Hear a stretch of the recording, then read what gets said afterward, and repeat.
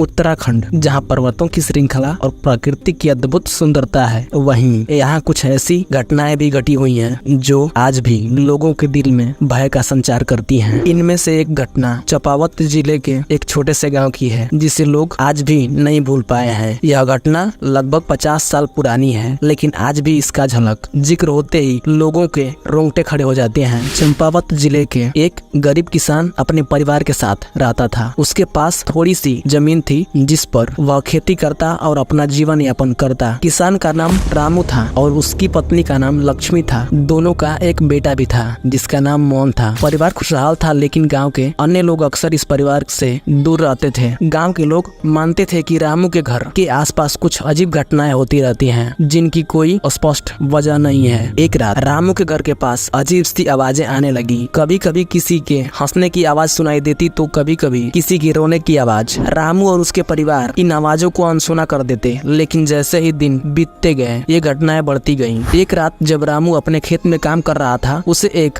परछाई दिखाई दी। पहले उसने सोचा कि यह उसकी आंखों का धोखा है, लेकिन जब वह परछाई धीरे धीरे उसके पास आने लगी, तो उसका दिल जोर जोर से धड़कने लगा। रामू ने दौड़कर घर का रास्ता लिया, लेकिन वह परछाई उसका पीछा करती रही। घर पहुंचते ही रामू ने दरवाजा बंद कर लिया और अपने परिवार को सारी घटना बताई। लक्ष्मी और मोहन भी डर गए। उसी रात घर में चीजें अपने आप इधर उधर खिसकने लगी। किचन में रखा पानी का घड़ा अचानक फर्श पर गिरकर टूट गया। घर में मौजूद दिए अपने आप बुझने लगे। यह देखकर रामू और उसका परिवार सिहर उठा। यह सिलसिला रोज रात को होता रहा। रामू और उसका परिवार अब इस भूतिया घटनाओं से तंग आ चुका था। गाँव में यह चर्चा फैल गई कि रामू का घर श्रापित है। लोग कहते थे कि उस घर में किसी आत्मा का वास है जो बदला लेना चाहती है। एक दिन गांव में एक साधु आया, जो सिद्ध पुरुष माना जाता था। गांव वालों ने रामू के घर की घटना के बारे में बताया। साधु ने रामू के घर जाने का निर्णय लिया। साधु जैसे ही घर के भीतर गया, उसने वहां की नकारात्मक ऊर्जा को महसूस किया। उसने रामू को बताया कि यह घर वास्तव में एक बुरी आत्मा के कब्जे में है। साधु ने बताया कि वर्षों पहले इसी गाँव के पास एक जमींदार ने एक गरीब लड़की के साथ अन्याय किया था और उसे इस घर में बंद कर दिया था। उस लड़की ने